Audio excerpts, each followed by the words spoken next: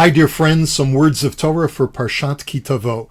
One of the beautiful mitzvot that Jews used to fulfill in Eretz Yisrael is that of the bikurim, where a farmer would bring the very first fruits of his annual harvest as an annual offering to the temple. Let's look at a verse which describes how the farmer is meant to present his basket of bikurim.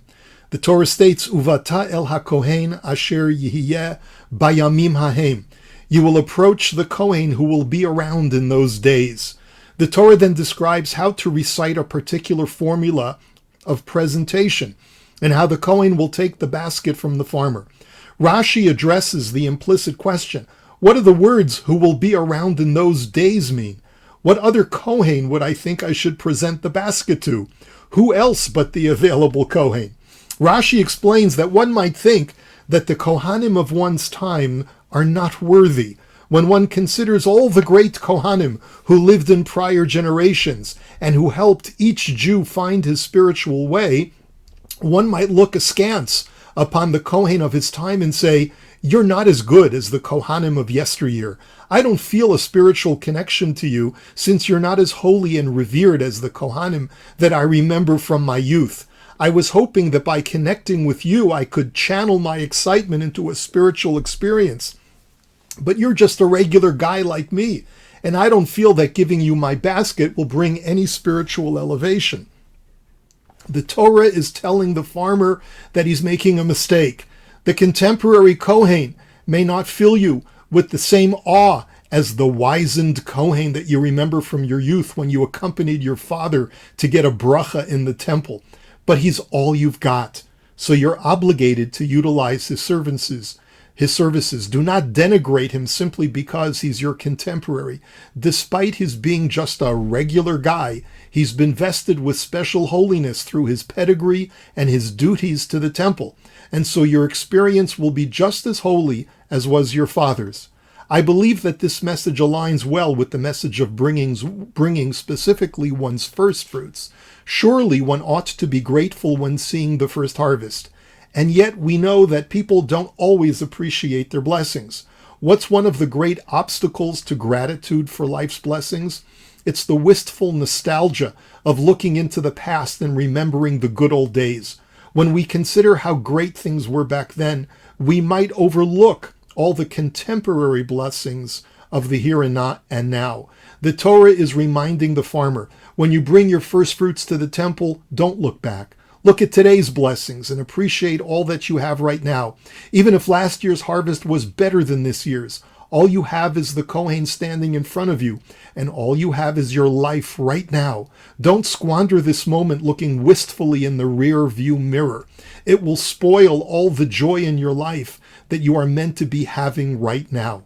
Some of us may be looking at this year of first fruits and reflecting that we are in a much worse state than we were last year, before the war, before October 7th, before these horrific attacks against Jews worldwide disrupted our ignorant bliss about how much the world hates the Jews.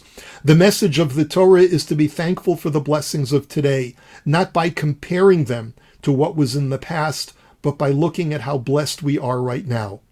And yet there is a looking back which is beneficial that is also addressed by this mitzvah.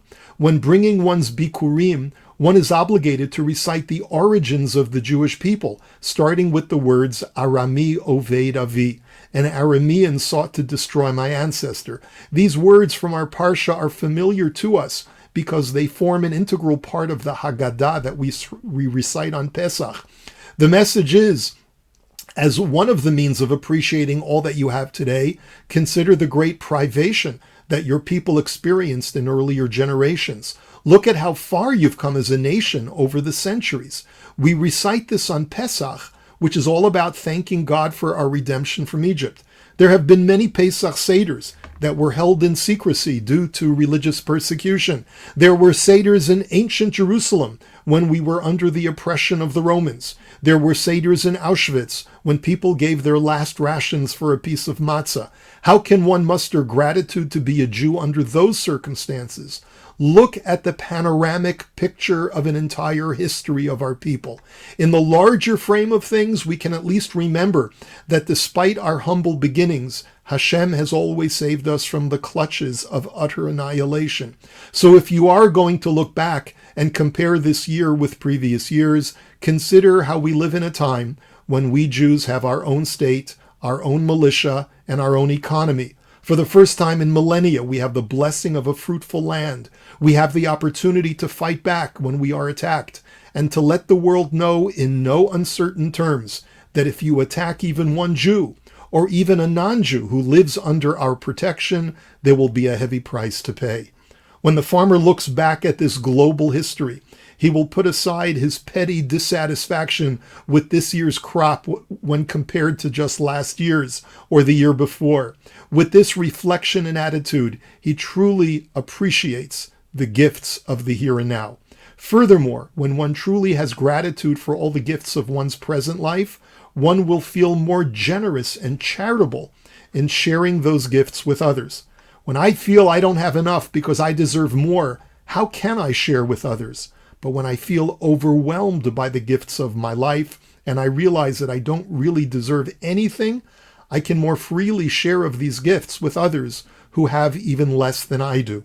That is why the Torah concludes the mitzvah of Bikurim with the statement that after you have recited the Bikurim formula and presented your basket of fruit to the Kohen, then v'samachta v'chol hatov, you will rejoice in all the goodness that God has given to you in your household, ata v'halevi v'hager asher b'kirbecha, together with the Levite and the stranger in your midst who has even less.